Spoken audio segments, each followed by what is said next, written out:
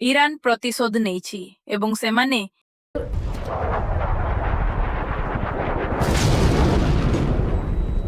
Israel ଆଉ ଆମେରିକାର ସାମରିକ ଘାଟିଗୁଡ଼ିକ ଉପରେ ଆକ୍ରମଣ କରୁଛନ୍ତି। ଏଥିରୁ ଏ ଦେଶ ସବୁକୁ କଣ ମିଳୁଛି ଏବଂ ଏହା କଣ ସମ୍ବଳ ସୁରକ୍ଷା କିମ୍ବା କ୍ଷମତା ପାଇଁ ଏକ ଲଢ଼େଇ କି?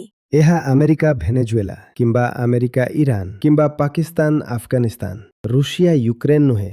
ନା ନା, ଆପଣ ଭୁଲ ଲେବଲ ଦେଖୁଛନ୍ତି। ସମ୍ବଳ ତ କେବଳ ଏକ ବାହାନା। ନା, ସେମାନେ ସମ୍ବଳ ପାଇଁ ଲଢ଼ୁନାହାନ୍ତି, ସେମାନେ ଲଢ଼ୁଛନ୍ତି। ପ୍ରକୃତ କଥା ହେଉଛି ଇରାନ ସହିତ ଯାହା ଘଟୁଛି ତାହା ଦେଖି ବିଶ୍ୱର ପ୍ରତ୍ୟେକ ଦେଶ କହିବେ ଯେ ସେମାନଙ୍କୁ ଆମେରିକା ପର୍ଯ୍ୟନ୍ତ ପହଞ୍ଚି ପାରୁଥିବା ଏକ କ୍ଷେପଣାସ୍ତ୍ର ଦରକାର। ତ ଏହାକୁ ଏପରି ଦେଖାଯିବ ଯେମିତି ସେମାନେ ଅଏଲ ପାଇଁ ଲଢ଼ୁଛନ୍ତି, କିନ୍ତୁ ସେମାନେ ପ୍ରକୃତରେ ଅଏଲ ପାଇଁ ଲଢ଼ୁନାହାନ୍ତି। ବିଶ୍ୱର ପ୍ରତ୍ୟେକ ଦେଶ ଏପରି ହିଁ ଚିନ୍ତା କରୁଛନ୍ତି। ତୁମ ପାଖରେ ଏମିତି କୌଣସି ମିସାଇଲ ନାହିଁ ଯାହା ମୋ ସହରକୁ ଆକ୍ରମଣ କରିପାରିବ, ତେଣୁ ମୁଁ ଆସିବି ଆଉ ତମର ସବୁ ସହରକୁ ଉଡ଼େଇଦେବି। ଠିକ୍ ଅଛି, ଆପଣ କାହାକୁ ମିସାଇଲ ଏବଂ ବୋମା ତିଆରି କରିବାରୁ ଅଟକାଇଦେବେ, କିନ୍ତୁ ଆପଣ ତାକୁ ଏସବୁ କିଣିବାରୁ କେମିତି ଅଟକାଇବେ? ଉତ୍ତର କୋରିଆ କଥା ଭାବନ୍ତୁ, ସେମାନେ କେମିତି ମିସାଇଲ ପାଇଲେ? ସେ ଟେକ୍ନୋଲୋଜି କଣ ତାଙ୍କର ନିଜସ୍ୱ? ନା, କେହି ଜଣେ ତାଙ୍କୁ ଯୋଗାଇ ଦେଇଛି। ଏହାର ଉତ୍ତର ବହୁତ ସରଳ, ବିଶ୍ୱକୁ ଦରକାର।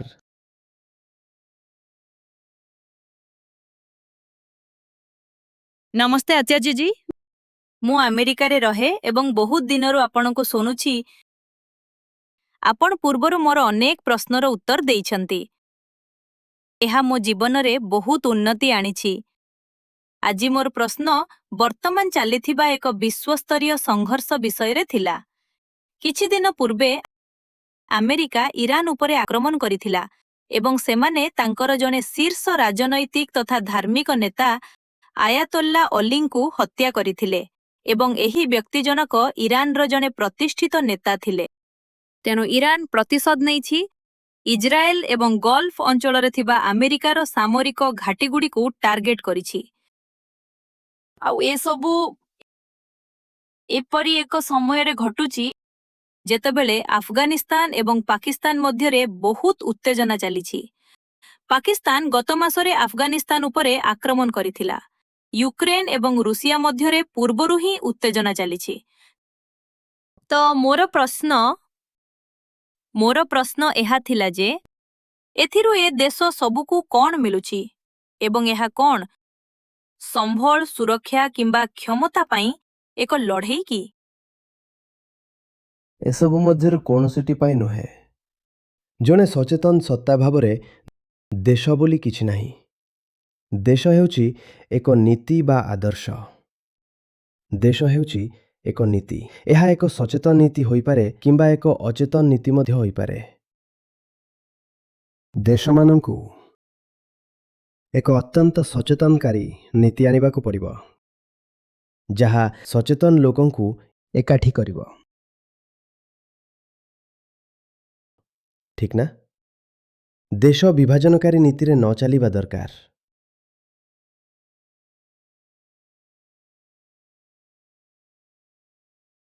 ମନେ ରଖନ୍ତୁ, ଏହି ନୀତି ଅହଙ୍କାର ଦ୍ୱାରା ସୃଷ୍ଟି ହୋଇଥାଏ। ନୀତିର କୌଣସି ନିଜସ୍ୱ ଶକ୍ତି ନାହିଁ। ଯଦି ଅହଙ୍କାର ଅନ୍ଧକାରରେ ରହିବାକୁ ଚାହେଁ, ତେବେ ସେ ଏମିତି ନୀତି ବନେଇବ ଯାହା ତାକୁ ଅନ୍ଧକାରରେ ରହିବାରେ ସାହାଯ୍ୟ କରିବ। ଧରନ୍ତୁ, ଏଠାରେ ବସିଥିବା ଏହି ଲୋକମାନେ ଯଦି ଏହି 100 ଜଣ ଲୋକ ସ୍ଥିର କରନ୍ତି ଯେ ସେମାନେ ଅନ୍ଧକାରରେ ରହିବେ କାରଣ ତାହା ତାଙ୍କ ଅହଙ୍କାରକୁ ପୂର୍ତ୍ତି କରେ, ତେବେ ସେମାନେ ଦେଶରେ ଏପରି ଧାରଣା ଆଣିବେ ଯାହା ଆକ୍ରାମକ, ବିଭାଜନକାରୀ, ଯୁଦ୍ଧଖୋର ଏବଂ ଏକ୍ସକ୍ଲୁସିଭ। ଅନ୍ୟପକ୍ଷରେ ଯଦି ଏହି 100 ଜଣ ଲୋକ ସଚେତନ ହୁଅନ୍ତି, ତେବେ ସେମାନେ ଦେଶରେ ଏକ ସଚେତନ ଧାରଣା ନେଇ ଆସିବେ ଏବଂ ସେହି ପ୍ରକାର ଦେଶ ସମଗ୍ର ବିଶ୍ୱ ପାଇଁ ମଙ୍ଗଳମୟ ହୋଇପାରିବ। ତେଣୁ ଦେଶମାନେ ଲଢ଼ନ୍ତି ନାହିଁ, ଅହଙ୍କାର ଲଢ଼େ। ଏହା ଆମେରିକା ଭେନେଜୁଏଲା ବା ଆମେରିକା ଇରାନ ବା ପାକିସ୍ତାନ ଆଫଗାନିସ୍ତାନ ବା ଇସ୍ରାଏଲ ପାଲେଷ୍ଟାଇନ କି ସେହି ରୁଷିଆ ୟୁକ୍ରେନ ନୁହେଁ। ନା ନା ନା ନା ନା ନା, ଆମେ ଭୁଲ ଲେବଲ ଦେଖୁଛୁ। ଅହଙ୍କାର ଲଢ଼ୁଛି।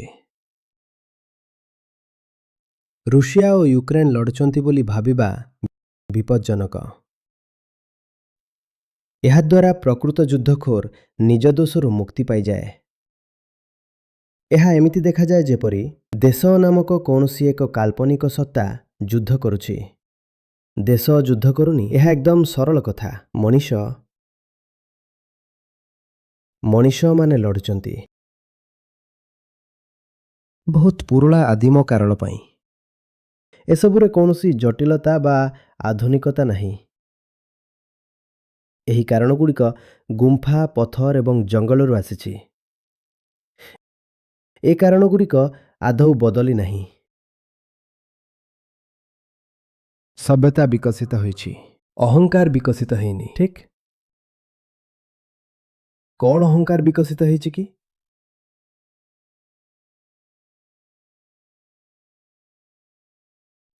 ବିଜ୍ଞାନ ହେଇଛି, ଟେକ୍ନୋଲୋଜି ହେଇଛି, ସଭ୍ୟତା ହେଇଛି, ବ୍ୟବସ୍ଥା ବି ହେଇଛି, କିନ୍ତୁ ଅହଙ୍କାର ବିକଶିତ ହେଇନି। ଅତି କମରେ ଏହି 2000 କିମ୍ବା 5000 ବର୍ଷ ଭଳି ସୀମିତ ସମୟରେ ନୁହେଁ। ଜୈବିକ ଅହଙ୍କାର ବିକଶିତ ହେବା ପାଇଁ ଏହା ବହୁତ କମ୍ ସମୟ। ତେଣୁ ଆମେ ସେହି ସମାନ କାରଣ ପାଇଁ ଲଢ଼ୁଛୁ ଯେଉଁଥିପାଇଁ ଆଦିମ ମଣିଷ ଲଢ଼ୁଥିଲା। ତୁମେ ସମ୍ବଳ କଥା କହିଲ। ନା, ସମ୍ବଳ ହେଉଛି ଏକ ବାହାନା। ନା, ସେମାନେ ସମ୍ବଳ ପାଇଁ ଲଢ଼ୁନାହାନ୍ତି, ସେମାନେ ପରିଚୟ ପାଇଁ ଲଢ଼ୁଛନ୍ତି। ପରିଚୟ କେମିତି? ଏହା ପରିଚୟ ପାଇଁ ଲଢ଼େଇ। ଅହଙ୍କାର କହେ ତୁମକୁ ଏହା ବୁଝିବାକୁ ପଡ଼ିବ। ଅହଙ୍କାର କହେ ମୁଁ ଅପୂର୍ଣ୍ଣ। ତେଣୁ ନିଜର ପୂର୍ଣ୍ଣତା ପାଇଁ ମୋତେ କ'ଣ ଦରକାର? ବହୁତ ସାରା ବସ୍ତୁ, ବହୁତ ଏନର୍ଜି। କାରଣ ଏନର୍ଜି ମୋତେ ଅଧିକ ବସ୍ତୁ ପାଇବାରେ ସାହାଯ୍ୟ କରିବ। ସେଥିପାଇଁ ମୋତେ ଅଏଲ ପାଇଁ ଲଢ଼ିବାକୁ ହେବ। ଇରାକ ହେଉ ବା ଇରାନ କିମ୍ବା କୁଏତ ବା ଭେନେଜୁଏଲା। ଯେତେବେଳେ ଆପଣ ଏନର୍ଜି ପାଇଁ ଏହି ଲଢ଼େଇକୁ ଦେଖନ୍ତି, ଏନର୍ଜି କାହା ସହ ଜଡ଼ିତ?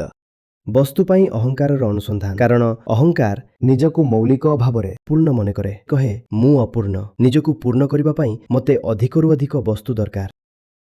ଏପରି ଲାଗୁଛି ଯେମିତି ସେମାନେ ଅଏଲ ପାଇଁ ଲଢ଼ୁଛନ୍ତି, କିନ୍ତୁ ସେମାନେ ପ୍ରକୃତରେ ଅଏଲ ପାଇଁ ଲଢ଼ୁନାହାନ୍ତି।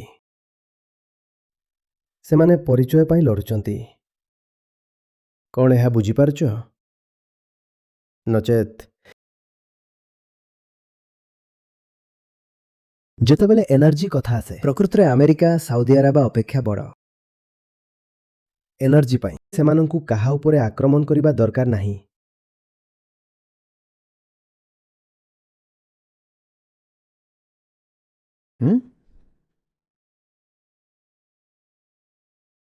ଇରାନ ପାଖରେ ଏମିତି କୌଣସି ଅସ୍ତ୍ର ରହିବା ଅସମ୍ଭବ ଯାହା ଆମେରିକାକୁ ହିଟ୍ କରିପାରିବ।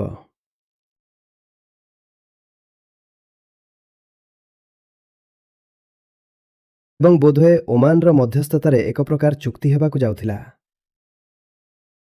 ଯେଉଁଥିରେ କୁହାଯାଉଥିଲା ଯେ ଇରାନ ହୁଏତ ଆଣବିକ ସାମଗ୍ରୀ ଉତ୍ପାଦନ କରିବ, କିନ୍ତୁ ତାକୁ ଜମା କରିପାରିବନି। ଯଦି ସେ ତାକୁ ଜମା କରିପାରିବନି, ତେବେ ତାହା କେବେ ବି ଅସ୍ତ୍ରରେ ପରିଣତ ହୋଇପାରିବନି।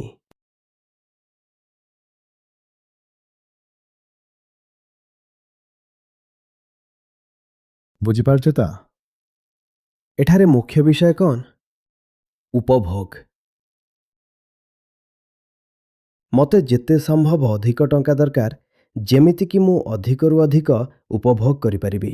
ମୋ ପାଖରେ ଅଧିକରୁ ଅଧିକ ଏନର୍ଜି ରହୁ। କେବଳ ଏନର୍ଜି ଆଉ ଏନର୍ଜି। ଆଉ ଇରାନ ପାଖରେ ପ୍ରକୃତରେ ଏନର୍ଜି ଅଛି ବି।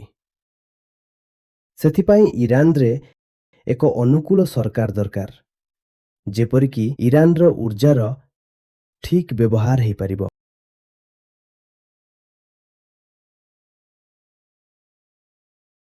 ନଚେତ୍ ଜଣକୁ ଏନର୍ଜି କାହିଁକି ଦରକାର? ମୋତେ କୁହନ୍ତୁ। ଯେକୌଣସି ପରିସ୍ଥିତିରେ ବି ଆମେରିକାରେ ମୁଣ୍ଡ ପିଛା ଏନର୍ଜିର ବ୍ୟବହାର ବିଶ୍ୱରେ ସବୁଠାରୁ ଅଧିକ। ତୁମକୁ କାହିଁକି ଆହୁରି ଅଧିକ ଏନର୍ଜି ଦରକାର? ଆଉ ଯଦି ବି ଅଧିକ ଏନର୍ଜି ଦରକାର, ତୁମ ନିଜ ଦେଶରେ ପୂର୍ବରୁ ହିଁ ଏନର୍ଜିର ଭଣ୍ଡାର ରହିଛି, କିନ୍ତୁ ତାହା ଯଥେଷ୍ଟ ହେବ ନାହିଁ। ଏପରିକି ସମଗ୍ର ଗ୍ରହର ଏନର୍ଜି ଭଣ୍ଡାର ମଧ୍ୟ ଯଥେଷ୍ଟ ହେବ ନାହିଁ। କାରଣ ଅହଙ୍କାର ନାମକ ସେହି ଅପୂର୍ଣ୍ଣତାକୁ କେବେ ବି ପ୍ରକୃତରେ ବୁଝେଇ ହେବନି। ତୁମେ ଏହା ଭିତରେ ସମଗ୍ର ବ୍ରହ୍ମାଣ୍ଡକୁ ଭରିଦିଅ, ତଥାପି ଏହା ଫମ୍ପା ହୋଇ ରହିବ।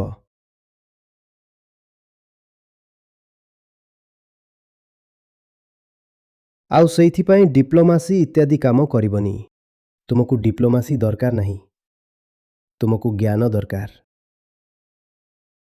ସେଥିପାଇଁ ଚୁକ୍ତିନାମା ସମସ୍ୟାର ସମାଧାନ କରିପାରିବନି। ସେଇଥିପାଇଁ ଏହି ବିଦେଶ ମନ୍ତ୍ରୀମାନେ ଏବଂ ବ୍ୟୁରୋକ୍ରାଟ୍ସ, ମିଡିଏଟର୍ସ, ଆମ୍ବାସେଡର୍ସ ଏବଂ ଏମ୍ବାସିଜ୍, ସେଗୁଡ଼ିକ କେବଳ ମନୋରଞ୍ଜନ ମାତ୍ର। ସେମାନେ ଯୁଦ୍ଧ ବନ୍ଦ କରିପାରିବେନି।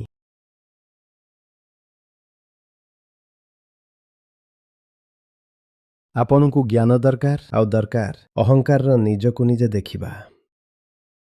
କିନ୍ତୁ ଆମେ ନିଜକୁ ମନୋରଞ୍ଜନ କରିବାକୁ ଭଲ ପାଉ, ନୁହେଁ କି? ଆଉ ଆମେ କହୁ ଯେ ଦେଖନ୍ତୁ, ସମସ୍ୟାଟି ହେଉଛି ଜିଓ ପଲିଟିକାଲ। ନା ସାର୍, ସମସ୍ୟାଟି ଏଠାରେ ଆଭ୍ୟନ୍ତରୀୟ, ମଣିଷର ହୃଦୟ ଭିତରେ। ଆପଣ ଏହାକୁ ଆକର୍ଷଣୀୟ ନାମ ବା ଲେବଲ ଦେବାକୁ ଚାହାନ୍ତି, କିନ୍ତୁ ସେଥିରେ କିଛି ଲାଭ ହେବ ନାହିଁ। ଆପଣ ବହୁତ ଦିନରୁ ଏହା କରିଆସୁଛନ୍ତି। ବାକି ରହିଲା କେବଳ ଏକ ସମ୍ପୂର୍ଣ୍ଣ ପରମାଣୁ ଯୁଦ୍ଧ। ଆଉ ତାପରେ ନିଜକୁ ଠକିବା ପାଇଁ କେହି ବି ବାକି ରହିବେନି। ଅହଙ୍କାରର ଏହା ହିଁ ମୂଳ ମନ୍ତ୍ର ଯେ ନିଜକୁ ଠକି ଚାଲନ୍ତୁ। ଯେପର୍ଯ୍ୟନ୍ତ ଆପଣ ଏକ ପରମାଣୁ ମହାବିପତ୍ତିରେ ଶେଷ ନ ହୋଇଯାଇଛନ୍ତି,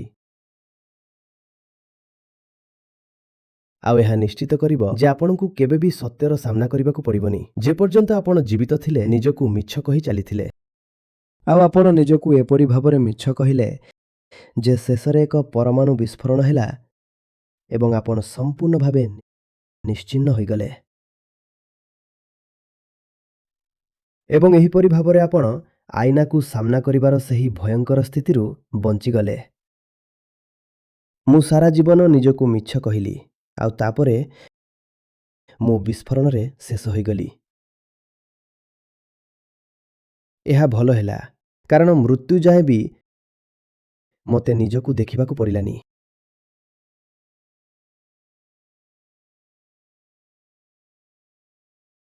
ଏହି ବିଶ୍ୱ ନେତାମାନଙ୍କୁ ଆପଣ ଆକର୍ଷଣୀୟ ନାମ ଏବଂ ସମ୍ମାନ ଦେଇ ଗୌରବାନ୍ୱିତ କରୁଛନ୍ତି। ସେମାନେ ଛୋଟ ପିଲା। ସେମାନେ ଛୋଟ ପିଲା। ସେମାନେ ପ୍ରକୃତ ପ୍ରତିନିଧି ମଧ୍ୟ ନୁହନ୍ତି। ଯେତେବେଳେ ଚେତନାର ସ୍ତର କଥା ଆସେ, ସେମାନଙ୍କ ମଧ୍ୟରୁ ଅଧିକାଂଶ ନିଜ ନିର୍ବାଚନ ମଣ୍ଡଳୀର ହାରାହାରି ସ୍ତରଠାରୁ ବି ତଳେ। ମୁଁ ବିଶ୍ୱାସ କରିପାରେନି ଯେ ଜଣେ ସାଧାରଣ ଆମେରିକୀୟ ବି ଏତେ ବୋକା ହେଇଥିବ।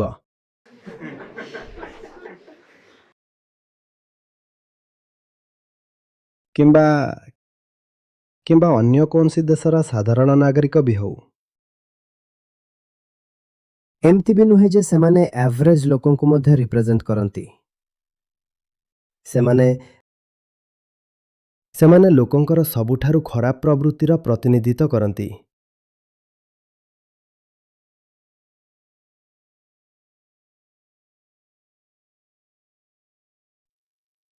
ତା ହେଉଛି ଅହଙ୍କାର। The fundamental ଏରର। ସମ୍ପୂର୍ଣ୍ଣ ମୌଳିକ ବୁଝାମଣାର ଅଭାବ ଯେ ମଣିଷ ପ୍ରକୃତରେ କିଏ।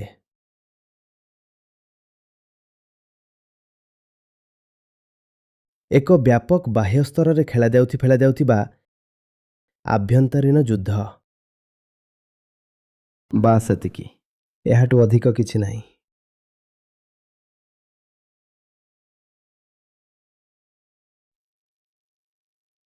ମୁଁ କେହି ଜଣେ। ମୁଁ ଏକ ନିର୍ଦ୍ଦିଷ୍ଟ ଦେଶର ଏବଂ ମୋର ଏକ ନିର୍ଦ୍ଦିଷ୍ଟ ବିଚାରଧାରା ଅଛି।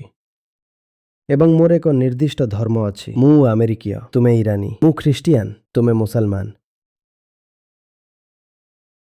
କିମ୍ବା ମୁଁ ଜିହୁଦୀ, ମୁଁ ଜଣେ ହିନ୍ଦୁ। କିଛି ବି। ମୁଁ ନିଜକୁ କିପରି ବଞ୍ଚାଇ ରଖିବି ଯଦି ଆଉ କେହି ନାହାନ୍ତି? ତେଣୁ ଅନ୍ୟମାନଙ୍କର ଆବଶ୍ୟକତା ଅଛି।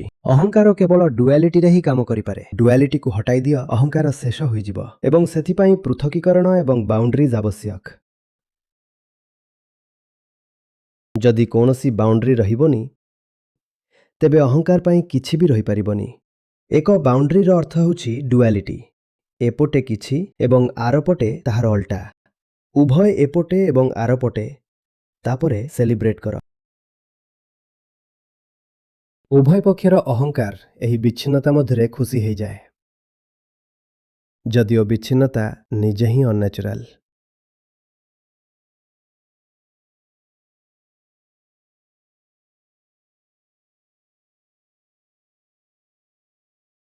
ମୁଁ ଏହି ସମସ୍ତ ବିଶ୍ୱଯୁଦ୍ଧର କଭରେଜକୁ ଦେଖୁଛି ଏବଂ ମୁଁ ଏହା ଉପରେ ହସି ପାରିଥାନ୍ତି। ପ୍ରକୃତରେ ଏହା ହାସ୍ୟାସ୍ପଦ, କିନ୍ତୁ କଥା ହେଉଛି ଜୀବନ ହାନି ଘଟୁଛି ଏବଂ ସେହି ଦୁଃଖଦ ଘଟଣା ମୋତେ ହସିବାରୁ ଅଟକାଉଛି। ଏହା ତ ପୁରା ପିଲାଳିଆମି।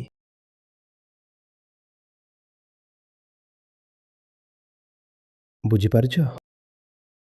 ଏହି ବଡ଼ ବଡ଼ କାହାଣୀ ଦ୍ୱାରା ପ୍ରଭାବିତ ହୁଅନ୍ତୁନି। ତାପରେ ଚାଇନା ଏହା କଲା, ତାପରେ ଜର୍ମାନୀ ତାହା କଲା, ତାପରେ ମହାନ ସାମ୍ରାଜ୍ୟ। ମହାନ ସାମ୍ରାଜ୍ୟ ମାନେ କ'ଣ? ମହାନ ସାମ୍ରାଜ୍ୟ ଦେଖା ମୋତେ। କୋଉଠି ସେ ମହାନ ସାମ୍ରାଜ୍ୟ? ତୁମେ ଜଣେ ବ୍ୟକ୍ତି ବିଷୟରେ କହୁଛ। ତୁମେ ଏହାକୁ ସିଧାସଳଖ କାହିଁକି କହୁନ? ତୁମେ ଏଠାରେ ମଣିଷର ଅହଙ୍କାର ବିଷୟରେ କହୁଛ। ଏହି କାଳ୍ପନିକ ଶବ୍ଦ ପଛରେ ତୁମେ କାହିଁକି ଲୁଚୁଛ? ଜିଓପଲିଟିକ୍ସ, ଡିପ୍ଲୋମାସି ଏସବୁ ଉପରେ ଆଶା ରଖନ୍ତୁନି। ଏଗୁଡ଼ିକ ସଫଳ ହେବନି।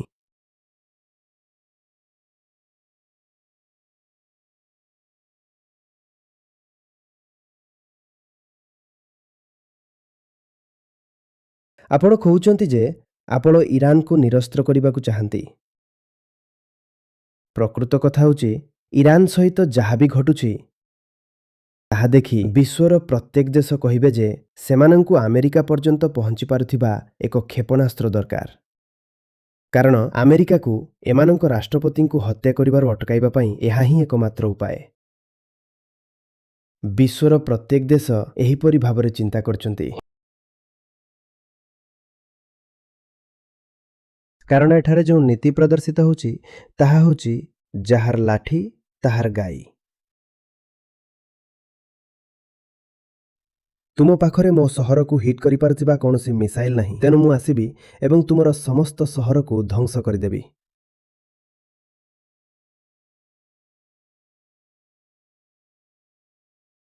ତୁମର ଦୋଷ ହେଉଛି ତୁମ ପାଖରେ ଏକ ପରମାଣୁ କ୍ଷେପଣାସ୍ତ୍ର ନାହିଁ। ତାହା ହିଁ ତୁମର ଅପରାଧ। ତେଣୁ ଆପଣ କଳ୍ପନା କରିପାରିବେ ଆଜି ବିଶ୍ୱର ଅଧିକାଂଶ ରାଜଧାନୀର ରଣନୀତିକ ଚିନ୍ତାଧାରାରେ ଏହିପରି ଚିନ୍ତା ଚାଲିଛି। ଆମେ ମଧ୍ୟ କିପରି ଏକ ପରମାଣୁ କ୍ଷେପଣାସ୍ତ୍ର ପାଇପାରିବା? କାରଣ ନଚେତ୍ ଆମେ ମଧ୍ୟ ଅସୁରକ୍ଷିତ। ଅନ୍ୟପକ୍ଷର ଅହଙ୍କାର ଏବେ ଏହିଭଳି ଭାବରେ ଚିନ୍ତା କରିବ। ଆପଣ ଇରାନକୁ ନିରସ୍ତ୍ର କରିବାକୁ ଚେଷ୍ଟା କରୁଛନ୍ତି? ନା, ସମସ୍ତ ଦେଶ ଏବେ ନିଜକୁ ସମ୍ପୂର୍ଣ୍ଣ ଭାବରେ ସଶସ୍ତ୍ର କରିବାକୁ ଚାହିଁବେ।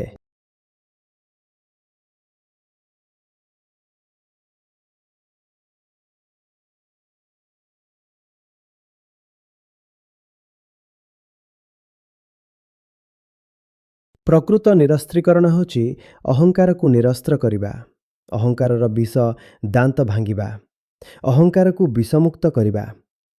ଏହା ବ୍ୟତୀତ ନିରସ୍ତ୍ରୀକରଣ ବୋଲି କିଛି ନାହିଁ।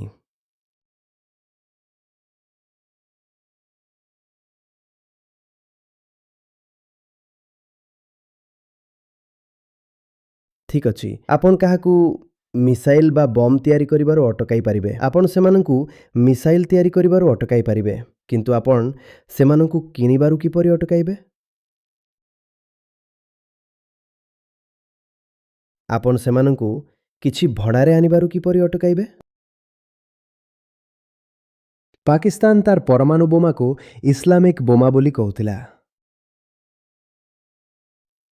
କୌଣସି ସମୟରେ ଏହାର ଉଦ୍ଦେଶ୍ୟ ଥିଲା ଯେମିତିକି ଆମ ପାଖରେ ଟଙ୍କା ନାହିଁ, ଆମେ ବିଫଳ ହେଉଛୁ, କିନ୍ତୁ ଆମ ପାଖରେ ଏମିତି କିଛି ଅଛି ଯାହା ଅନ୍ୟ କୌଣସି ଇସଲାମିକ ଦେଶ ପାଖରେ ନାହିଁ। ତାହା କ'ଣ? ପରମାଣୁ ବୋମା।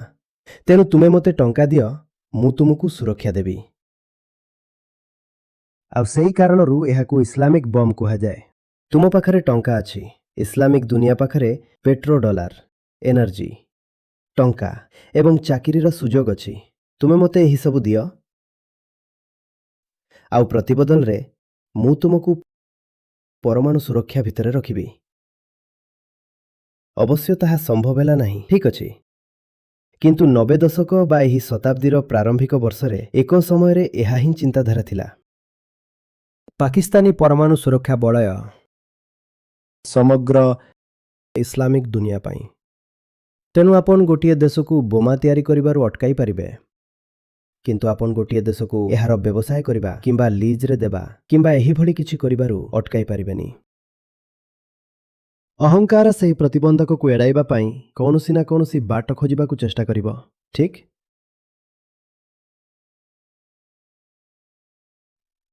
ତେଣୁ ଏହି ସମସ୍ତ ବାଧ୍ୟତାମୂଳକ ପଦ୍ଧତିଗୁଡ଼ିକ ସଫଳ ହୋଇପାରିବନି। ଆମେ ନିଜକୁ ମହାପ୍ରଳୟର ଆହୁରି ନିକଟକୁ ଠେଲି ଦେଉଛୁ।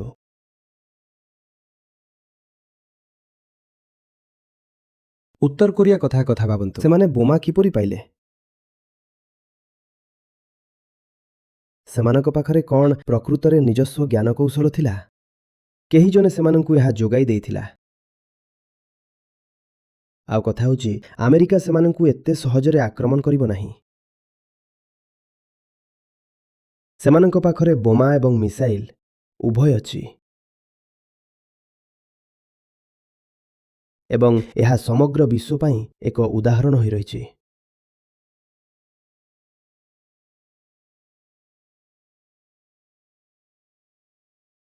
ଅହଙ୍କାର କ୍ଷମତାର ବିଜନେସ୍ କରେ, ଆଉ ଯେତେ କ୍ଷମତା ହେଲେ ବି ଏହା କେବେ ବି ସୁରକ୍ଷିତ ହୋଇପାରିବନି। ସେଥିପାଇଁ କ୍ଷମତା ମାଧ୍ୟମରେ ସର୍ବୋଚ୍ଚ ହେବା ପାଇଁ ଏହା ଏକ ଅନ୍ଧ ଅନୁସନ୍ଧାନ ହେବ, ଯାହା ଅପରିହାର୍ଯ୍ୟ ସଂଘର୍ଷ ଆଡ଼କୁ ନେଇଯିବ। ଏଥିରୁ ବାହାରିବାର ଏକମାତ୍ର ଉପାୟ ହେଉଛି ଅହଙ୍କାରକୁ ହିଁ ଚ୍ୟାଲେଞ୍ଜ କରିବା। କିନ୍ତୁ ଏହା ଅଧିକାଂଶ ଲୋକଙ୍କୁ ଅବାସ୍ତବ, କଳ୍ପନାଯୁକ୍ତ ଏବଂ ଅବ୍ୟବହାରିକ ମନେହେବ। ହୁଏତ ଏହା କାଳ୍ପନିକ କିମ୍ବା ଇମ୍ପ୍ରାକ୍ଟିକାଲ ହୋଇପାରେ, କିନ୍ତୁ ଏକ ପରମାଣୁ ମହାପ୍ରଳୟ ପୁରା ପ୍ରାକ୍ଟିକାଲ। ଆପଣ ସେହି ଦୁଃସ୍ଥିତିକୁ ଗ୍ରହଣ କରିବାକୁ ପ୍ରସ୍ତୁତ ନୁହେଁ କି? ପରମାଣୁ ଯୁଦ୍ଧ, ଆପଣ ତାକୁ ଆପଣେଇବାକୁ ପ୍ରସ୍ତୁତ ଅଛନ୍ତି, କିନ୍ତୁ ମୁଁ ଯେତେବେଳେ ଅହଙ୍କାରର ସମାଧାନ ବିଷୟରେ କହୁଛି, ଆପଣ ତାକୁ ଏକ କାଳ୍ପନିକ କଥା ବୋଲି କହୁଛନ୍ତି। ଯଦି ଏହା କାମ କରିବନି ତେବେ କୁହନ୍ତୁ, ଅନ୍ୟ କ'ଣ କାମ କରିବ? କ'ଣ ଆମ ପାଖେ କିଛି ବିକଳ୍ପ ଅଛି କି?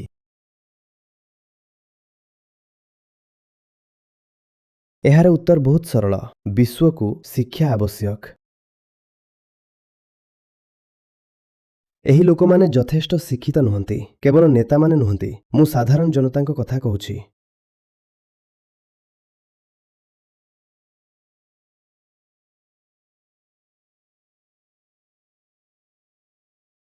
ଆଭ୍ୟନ୍ତରୀଣ ଶିକ୍ଷା, ନିଜ ବିଷୟରେ ଶିକ୍ଷା।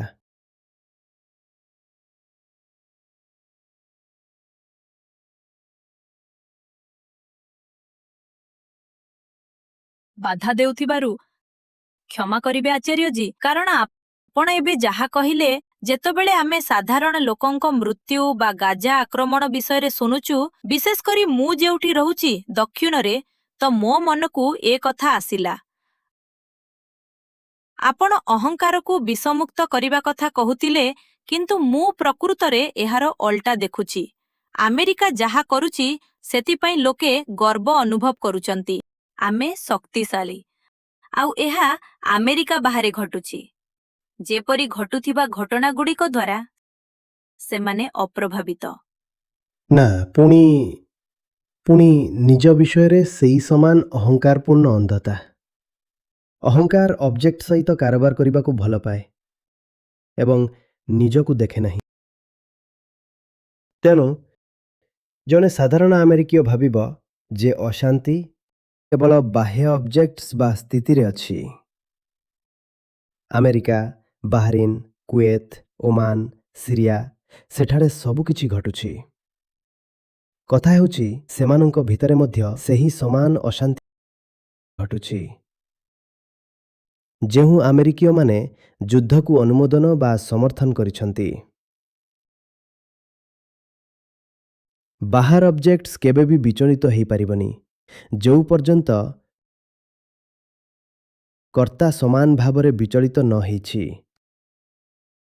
ତେଣୁ ଜଣେ ବ୍ୟକ୍ତି ଆରାମଦାୟକ ଏବଂ ସୁରକ୍ଷିତ ଅନୁଭବ କରେ, କିନ୍ତୁ ଆପଣ ସୁରକ୍ଷିତ ନୁହନ୍ତି। ସେଠାରେ ଆପଣ ଯେଉଁ ନିଆଁ ଏବଂ ଧୂଆଁ ଦେଖୁଛନ୍ତି, ତାହା ପ୍ରଥମେ ଆପଣଙ୍କ ନିଜର ଆଭ୍ୟନ୍ତରୀଣ ଗୁମ୍ଫାରେ ଜଳିଥିଲା। ତାହା ଏଠାରୁ ସେଠାକୁ ପହଞ୍ଚିଛି। ଆପଣ ସୁରକ୍ଷିତ ରହିପାରିବେନି। ଏହା ଆପଣଙ୍କ ଦୈନନ୍ଦିନ ଜୀବନରେ ବିଭିନ୍ନ ଉପାୟରେ ଦେଖାଦେବ। ଅନ୍ୟମାନେ ବୋମା ମାଡ଼ରେ ମରିବେ, କିନ୍ତୁ ଆପଣ ନିଜର ଅହଙ୍କାରପୂର୍ଣ୍ଣ କାର୍ଯ୍ୟ ଯୋଗୁଁ ମରିବେ। ଜଣେ କ'ଣ ସବୁବେଳେ ଜଣେ ବାହ୍ୟ ଶତ୍ରୁ ଆବଶ୍ୟକ କରେ?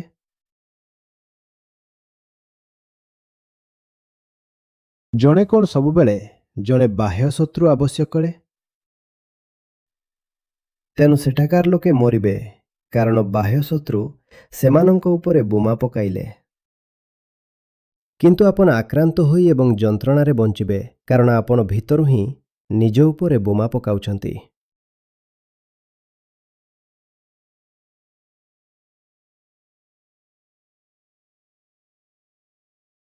ଦେଖନ୍ତୁ, ଡୁଆଲିଟି ବୋଲି କିଛି ନାହିଁ। ଆପଣ ନିଜ ପଡ଼ୋଶୀର ଘର ଜଳାଇ ଶାନ୍ତିରେ ରହିପାରିବେନି। ଏହା ଏକଦମ ସରଳ କଥା।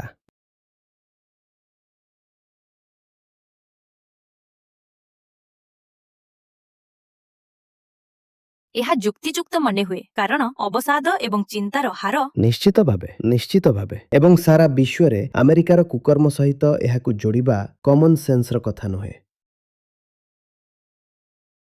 ଯଦି ଆମେରିକାରେ ମାନସିକ ରୋଗର ଏକ ମହାମାରୀ ଦେଖାଦେଇଛି, ତେବେ ଗତ କିଛି ଦଶନ୍ଧି ଧରି ସାରା ବିଶ୍ୱରେ ଆମେରିକା ଯାହା କରିଆସୁଛି ତାହା ସହିତ ଏହାକୁ ଯୋଡ଼ିବା ସ୍ୱାଭାବିକ ମନେ ହେଉନି, ନୁହେଁ କି?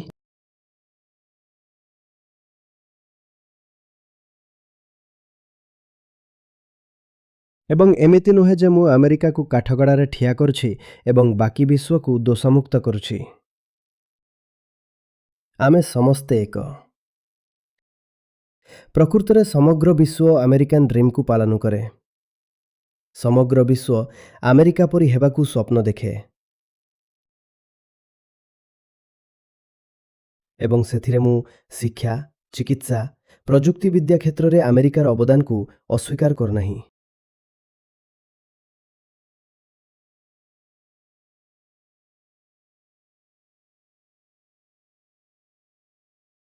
କିନ୍ତୁ ଯେତେବେଳେ ଅହଙ୍କାର କଥା ଆସେ, ଆମେରିକୀୟମାନେ ଅନ୍ୟମାନଙ୍କ ପରି ସମାନ ଭାବେ ଅନ୍ଧ ହୋଇଥାନ୍ତି ଏବଂ କ୍ଷମତାର ଏକ ପ୍ରବୃତ୍ତି ଅଛି ଯେ ଏହା ଅଳ୍ପ ଅନ୍ଧ ଲୋକଙ୍କୁ ସମ୍ପୂର୍ଣ୍ଣ ଅନ୍ଧ କରିଦିଏ।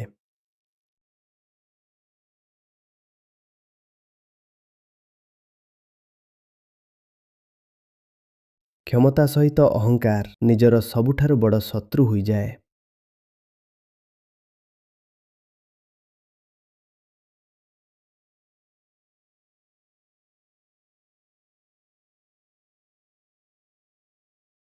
ମୋ ନାମ ସଲୋନି, ମୁଁ ଆମେରିକାରେ ରହେ ଏବଂ ମୁଁ ଆଚାର୍ଯ୍ୟଜୀଙ୍କୁ ବହୁତ ପ୍ରଶ୍ନ ପଚାରୁଥାଏ। ଆଜି ମଧ୍ୟ ସେ ମୋର ଏକ ପ୍ରଶ୍ନର ଉତ୍ତର ଦେଲେ ଯାହା ମୋ ପାଖରେ ବହୁତ ଦିନରୁ ଥିଲା। ଆଜିର ଅଧିବେଶନରୁ ମୋର ମୁଖ୍ୟ ଶିକ୍ଷା ଥିଲା ଯେ ଅହଙ୍କାର କଳ୍ପନାରେ ରହିଥାଏ। ଏହା ମୋ ପାଇଁ ବହୁତ ଅର୍ଥପୂର୍ଣ୍ଣ ଥିଲା କାରଣ ମୁଁ ଦୈନନ୍ଦିନ ଜୀବନରେ ତାହା ଦେଖେ। ବହୁତ ଲୋକମାନେ, ମୋ ସମେତ ବହୁତ ଲୋକ, ଆମେ ସିଧାସଳଖ ତଥ୍ୟ ସହିତ ଜଡ଼ିତ ହେବାକୁ ଚାହୁଁନୁ କାରଣ ତଥ୍ୟଗୁଡ଼ିକ କେବେ କେବେ ବହୁତ କଷ୍ଟଦାୟକ ହୋଇଥାଏ ଏବଂ ଆମର ଅଧିକାଂଶ ଯନ୍ତ୍ରଣା ବାସ୍ତବ ଯୋଗୁଁ ହୋଇନଥାଏ। ଏହା ସିଧାସଳଖ ତଥ୍ୟର ସମ୍ମୁଖୀନ ନ ହେବା ଯୋଗୁଁ ହୋଇଥାଏ। ଆପଣମାନଙ୍କ ମଧ୍ୟରୁ କେହି କେହି ମୁଁ ଆଚାର୍ଯ୍ୟଜୀଙ୍କୁ ପଚାରିଥିବା ପ୍ରଶ୍ନ ବିଷୟରେ ଶୁଣିଥିବେ। ସେ କହିଥିଲେ ଯେ ଆମେରିକା ବାହ୍ୟ ଜଗତ ପ୍ରତି ଯାହା କରୁଛି ତାହା ମଧ୍ୟ ନିଜ ଭିତରେ ଏକ ନିଆଁ ସୃଷ୍ଟି କରୁଛି। ଏବଂ ମୁଁ ଏଠାରେ ମୋର ବନ୍ଧୁମାନଙ୍କ ଭିତରେ ଆଉ ମୁଁ ଜାଣିଥିବା ଲୋକଙ୍କ ଭିତରେ ତାହା ଦେଖୁଛି। ସେମାନଙ୍କର ବହୁତ ଚିନ୍ତା ବା ଉଦ୍ବେଗ ରହିଛି। ସେମାନେ ବୋର୍ଡ ଗେମ୍ସ, ଭିଡିଓ ଗେମ୍ସ ମାଧ୍ୟମରେ ନିଜକୁ ବିଭ୍ରାନ୍ତ କରିବାକୁ ଚେଷ୍ଟା କରନ୍ତି। ଏଠାରେ ବହୁତ କୃତ୍ରିମ ବିଭ୍ରାନ୍ତି ଏବଂ ବହୁତ ମନୋରଞ୍ଜନ ରହିଛି। ସେମାନେ ଅସ୍ତିତ୍ୱ ପ୍ରତି ଥିବା ବିପଦ କିମ୍ବା ଜଳବାୟୁ ପରିବର୍ତ୍ତନ କିମ୍ବା ପ୍ରତିଦିନ କୋଟି କୋଟି ପଶୁଙ୍କୁ ହତ୍ୟା କରାଯିବା ବିଷୟରେ ଜାଣିବାକୁ ଚାହାନ୍ତି ନାହିଁ। ସେମାନେ ଏସବୁ ବିଷୟରେ ଜାଣିବାରୁ ନିଜକୁ ଏଡ଼ାଇବାକୁ ଚାହାନ୍ତି। ସେମାନେ କେବଳ ନିଜର ଏକ ଛୋଟ ପରିଧି ଭିତରେ ରହିବାକୁ ପସନ୍ଦ କରନ୍ତି। ଏବଂ ଯେତେବେଳେ ଆଜି ଆଚାର୍ଯ୍ୟଜୀ କହିଲେ ଅହଙ୍କାର କଳ୍ପନାରେ ରହିଥାଏ, ତାହା ବହୁତ ଅର୍ଥପୂର୍ଣ୍ଣ ଥିଲା। ସେ କହିଥିବା ଅନ୍ୟ ଏକ କଥା ଥିଲା, ମୁକ୍ତ ଚିନ୍ତାଧାରା ଏକ ଅହଙ୍କାରପୂର୍ଣ୍ଣ ପ୍ରତିକ୍ରିୟା। ତେଣୁ ଲୋକମାନେ ଭାବନ୍ତି ଯେ ସେମାନେ ମୁକ୍ତ ଚିନ୍ତକ, କିନ୍ତୁ ସେମାନେ ନିଜର ପ୍ରବୃତ୍ତି ଏବଂ ଅହଙ୍କାର ଦ୍ୱାରା ପରିଚାଳିତ ହେଉଛନ୍ତି। ବର୍ତ୍ତମାନର ପରିସ୍ଥିତି ପାଇଁ ତାହା ଅତ୍ୟନ୍ତ ଉପଯୁକ୍ତ। ମୋର ଅନ୍ୟ ଏକ ଶିକ୍ଷା ଯାହା ମୋତେ ବହୁତ ପ୍ରଭାବିତ କରିଥିଲା ତାହା ହେଉଛି ସଂଗଠିତ ଧର୍ମ ଅହଙ୍କାରକୁ ଅତି ସୂକ୍ଷ୍ମ ଭାବରେ ସୁରକ୍ଷା ଦେଇଥାଏ। ତେଣୁ ମୁଁ ଏହା ବିଷୟରେ ବହୁତ କହିପାରିବି, କିନ୍ତୁ ମୁଁ ଏହାକୁ ଅଧିକ ଲମ୍ବା କରିବାକୁ ଚାହୁଁନି। କିନ୍ତୁ ଏସବୁ ମୋତେ ଭାବିବାକୁ ବାଧ୍ୟ କଲା ଯେ କିପରି ସଂଗଠିତ ଧର୍ମ ସର୍ବଦା କର୍ତ୍ତା ଅପେକ୍ଷା କର୍ମ ଉପରେ ଧ୍ୟାନ ଦେଇଥାଏ। ଏବଂ ଆଜି ଆମେ ସମ୍ମୁଖୀନ ହେଉଥିବା ସମସ୍ୟାର ଏହା ଏକ ପ୍ରମୁଖ ଅଂଶ। ଆପଣ ଲୋକଙ୍କ ସହିତ ତଥ୍ୟ ଉପରେ ଯୁକ୍ତି କରିବାକୁ ଚେଷ୍ଟା କରନ୍ତି, କିନ୍ତୁ ସେମାନେ ସବୁବେଳେ ନିଜର ବିଶ୍ୱାସ କିମ୍ବା ଧର୍ମ କଥା ଉଠାନ୍ତି। ବନ୍ଧୁମାନେ, ମୁଁ କେବଳ ଏତିକି କହିବାକୁ ଚାହୁଁଛି ଯେ ଗୀତା କମ୍ୟୁନିଟିରେ ରହିବା ମୋତେ ଦୁନିଆରେ କ'ଣ ଚାଲିଛି ତାହା ବୁଝିବାରେ ସାହାଯ୍ୟ କରିଛି। ପ୍ରକୃତରେ ଅନ୍ୟ କୌଣସି ସମାଧାନ ନାହିଁ। ଆମକୁ ପ୍ରକୃତରେ କମ୍ୟୁନିଟିକୁ ବିସ୍ତାର କରିବାକୁ ହେବ। ଅଧିକରୁ ଅଧିକ ଲୋକଙ୍କୁ ଏଥିରେ ସାମିଲ କରିବାକୁ ହେବ। ମୁଁ ଭାବୁଛି କମ୍ୟୁନିଟି ବାହାରେ ମୁଁ ଯାହା ବି ଚେଷ୍ଟା କରିଛି, ଆଜିର ଦୁନିଆରେ ଲୋକମାନେ ଏତେ ଗଭୀର ଭାବରେ ସମ୍ବେଦନଶୂନ୍ୟ ହୋଇଯାଇଛନ୍ତି ଯେ ମୁଁ ଭାବିପାରୁନି ଆଚାର୍ଯ୍ୟଜୀଙ୍କ ବ୍ୟତୀତ ଅନ୍ୟ କେହି ପ୍ରକୃତରେ ଦୁନିଆକୁ ବଞ୍ଚାଇ ପାରିବେ ଏବଂ ପ୍ରକୃତରେ ଲୋକଙ୍କୁ ବାସ୍ତବତାକୁ ଫେରାଇ ଆଣିପାରିବେ। ମୁଁ ଏହା ଉପରେ ଯେତେ ଗୁରୁତ୍ୱ ଦେଲେ ବି କମ୍ ହେବ। ଆମକୁ କମ୍ୟୁନିଟିରେ ଅଧିକରୁ ଅଧିକ ଲୋକଙ୍କୁ ଆଣିବାକୁ ହେବ ଏବଂ ଲୋକଙ୍କୁ ଆଚାର୍ଯ୍ୟଜୀଙ୍କ ଶିକ୍ଷା ସହିତ ଯୋଡ଼ିବାକୁ ହେବ। ଆଜି ପାଇଁ ମୁଁ ଏତିକି କହିବି। ଧନ୍ୟବାଦ।